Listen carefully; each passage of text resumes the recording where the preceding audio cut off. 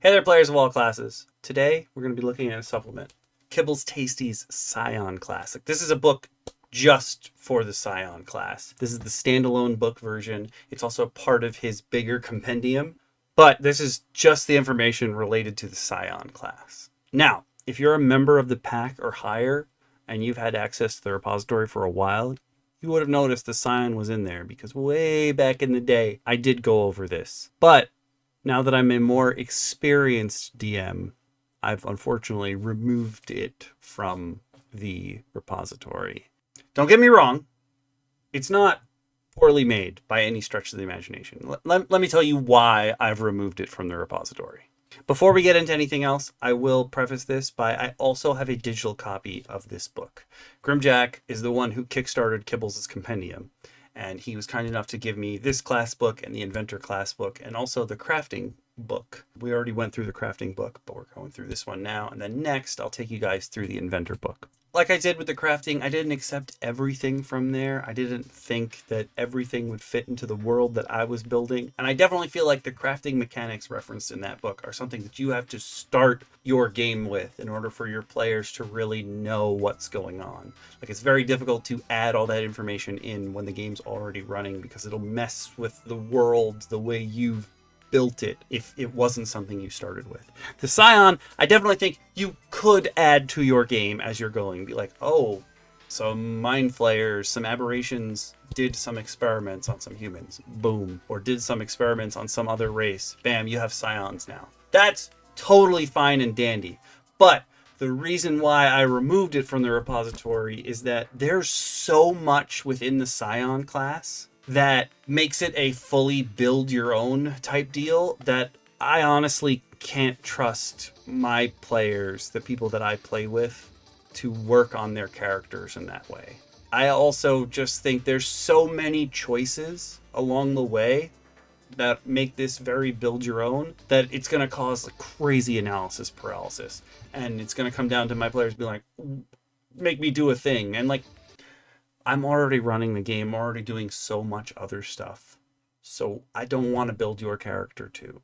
I'm okay if we work together to make it, but I know with my current players, if I gave this option to them, it would be me building their character for them. And I don't want that responsibility. It's not just the class in general. Like, there's the class. If you look at the Psion class table, which I'll probably be showing digitally right about now, there's a whole bunch of things in here. Like, you have your Psionic archetype and you have Psionics in general. Psionics is a whole new spell school, but listen, I'm gonna tell you this right now. You don't necessarily have to add Psionics as a whole new school of spells in your campaign. You can just use evocation or abjuration or transmutation as you would normally. But I am adopting some of the spells that are here that are in the Psionics table. So the stipulation that I'm going to put on them in my campaign is that you have to have some kind of psychic ability in order to use those. It may not be broken down by class, but like, you need some kind of telekinesis, some kind of telepathy in order to use some of these abilities.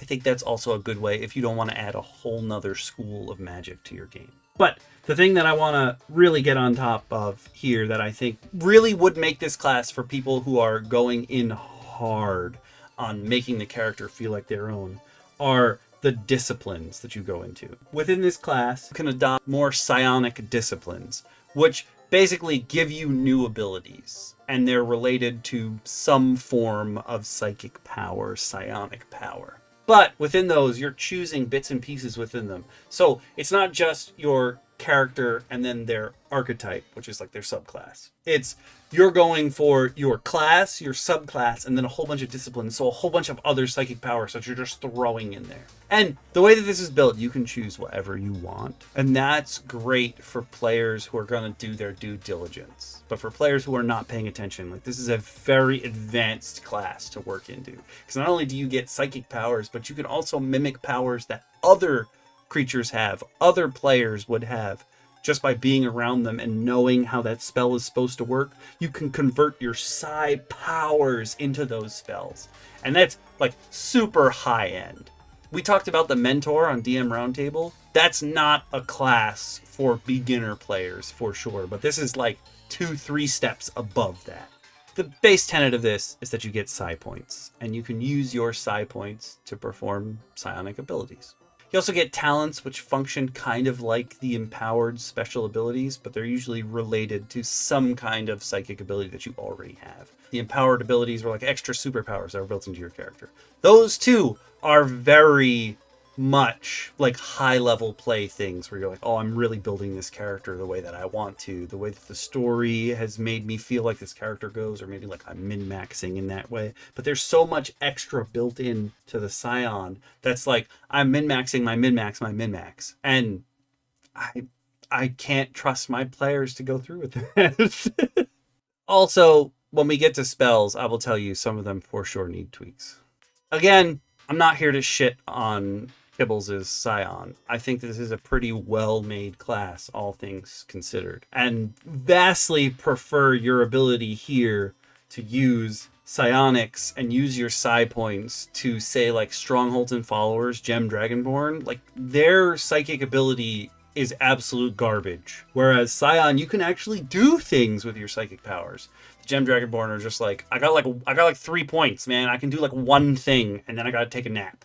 I gotta take a real long nap. Like, no, at least with the Psion here, you can do cool stuff. There are a ton of psionic archetypes, which are the subclasses for this. There's so many in here where normally someone makes like 1, 2, or 3. Kibbles was like, yo, I got this. And there's 7 in here. There's 7 different archetypes. Awakened Mind makes sense. That's the first archetype. It's what you would expect your typical psychic person to have. Like, oh, they can go into your mind from far away. They can sense when other minds are active in the area. Boom. Easy peasy. The next archetype is Unleashed Mind, which gives you a Rampage die. And Rampage die is a stepping die. So, like, you go from D4 to D6 to D8. It goes up like that, or it can step down. And listen, I think stepping dice, super cool ability. But I cannot trust my players to keep track of that. DM Bacon for sure can, because he's run games in the old Marvel RPG where they had a stepping die system for your abilities. He could totally do it. But the rest of my players, I would never trust them to do this. And on top of that stepping die for the Unleashed Mind, there's like a time limit. If you're at the maximum step for too long, you face negative consequences. And like, I could never trust my players to keep track of that. I'd be keeping track of their dice for them. And I'm not doing that. I've got enough stuff to do as the DM. The next up is Transcended Mind, which just basically makes them better at making things in the environment that should be affecting them, like extreme cold or losing concentration, much harder for them to be negatively affected by. That's cool. Like, their mind is steeled. They know what's going on. I honestly really like the Shaper archetype. It's the ones who can, like, conjure a physical... Basically, they have stands from JoJo's. They can conjure something that they thought up into reality and use it sort of like a pet class kind of deal, but not quite. I really like that idea. I will probably give that ability to someone else that I've got going in my campaign, but I'm not going to make a whole character based on this Shaper. Then there's the Wandering Mind archetype. That's your transposition, teleportation type guy. There are a lot of things within these that fit into not just your typical, like, to me, my X-Men, and you send the signal and everyone comes to get you, or like just telekinesis. There's a lot of transposition and manipulation of gravity within psionics, as Kibbles has put them out, which is cool. Those are things that like you don't think of. There's also a lot of enhancement. Think something like in Dragon Ball Z, like Nails' predecessor, he would do unlock potential, and that's still like a whole thing in all the Dragon Ball games, where instead of becoming a Super Saiyan or what have you, the other races have unlocked potential, and it just unlocks your full body's potential. There's a lot of enhancement psionics like that in this book as well, which I think are very cool, and like a subset of psychic powers that a lot of people just forget about. And then there's a whole subset of using psionics to mess with the elements, to affect change, like based on what elements you're conjuring or coding yourself in a certain element. And there's a lot of spells related to that. We'll get to the spells later. Don't worry. Most of my tags in here are for the spells. And then the final archetype is Consuming Mind, which is basically you're an energy vampire, man. Like, you get to unleash your inner Colin Robertson. Like, just let it out, man. Suck the life of the party out of them. And then we come to the disciplines that, if you remember on the sheet, you get every once in a while. Your disciplines are based on like what kind of psychic powers you want to use, and you're going to pick bits and pieces out of these to build your character. Each of the archetypes themselves are specifically tied to one of those disciplines, but as you move on and you level up through your character, you're going to be adding more disciplines in there.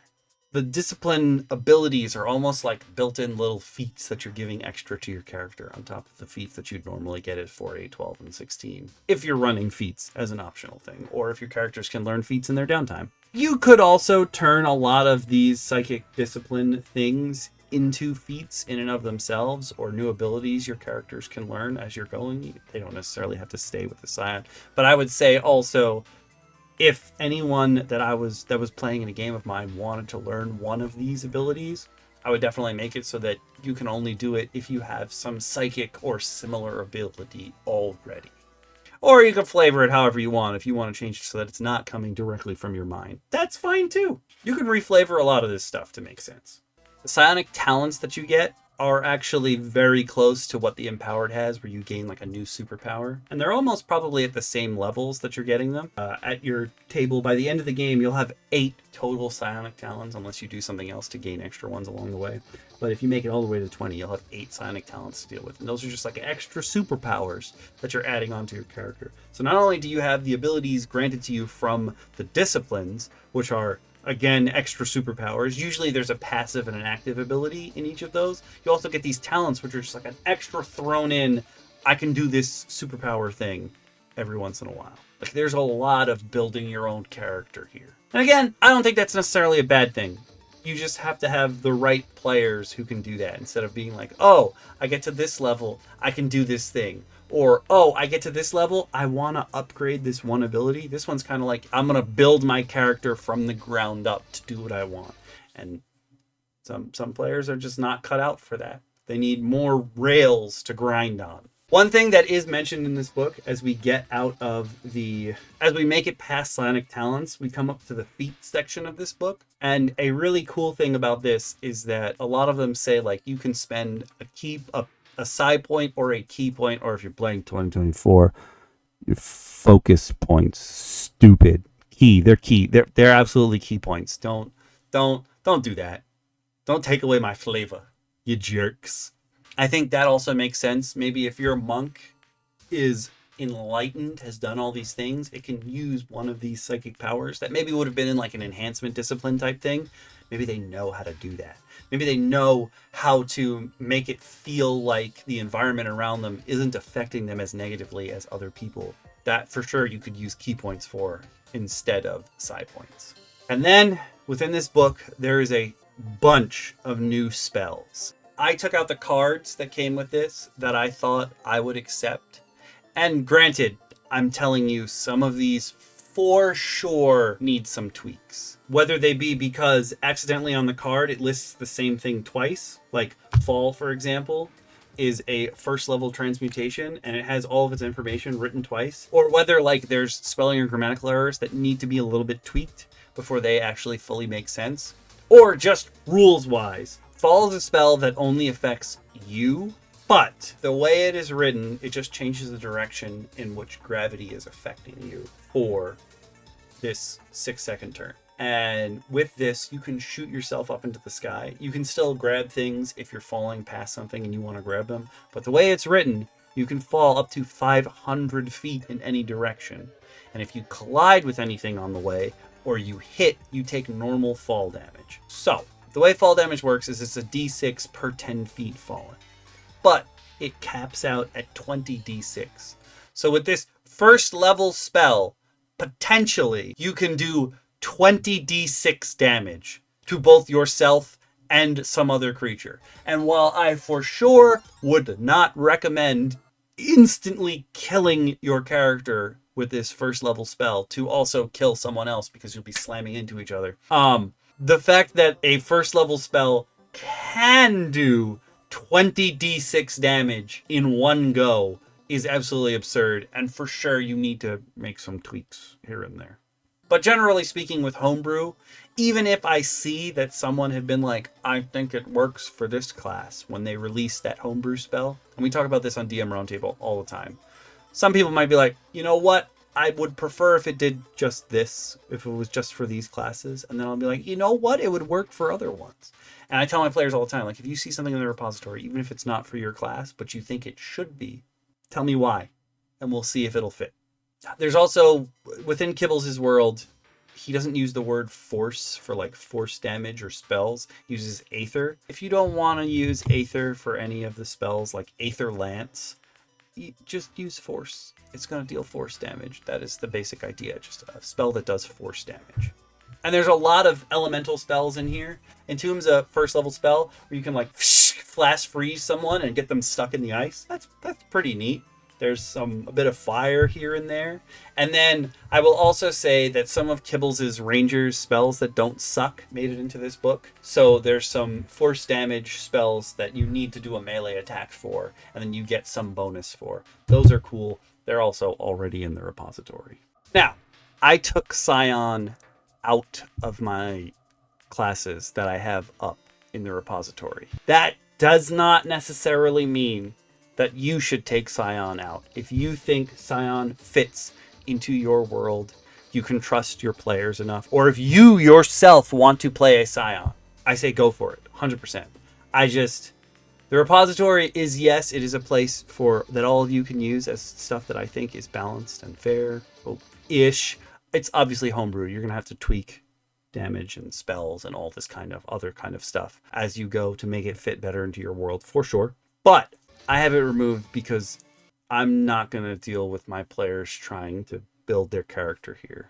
I haven't talked about this on Delving Into Your DMs yet, but way back in the day, when I first started DMing, out of game, I was putting like 16 to 24 hours a week into helping people with their characters and working on the game outside of the game.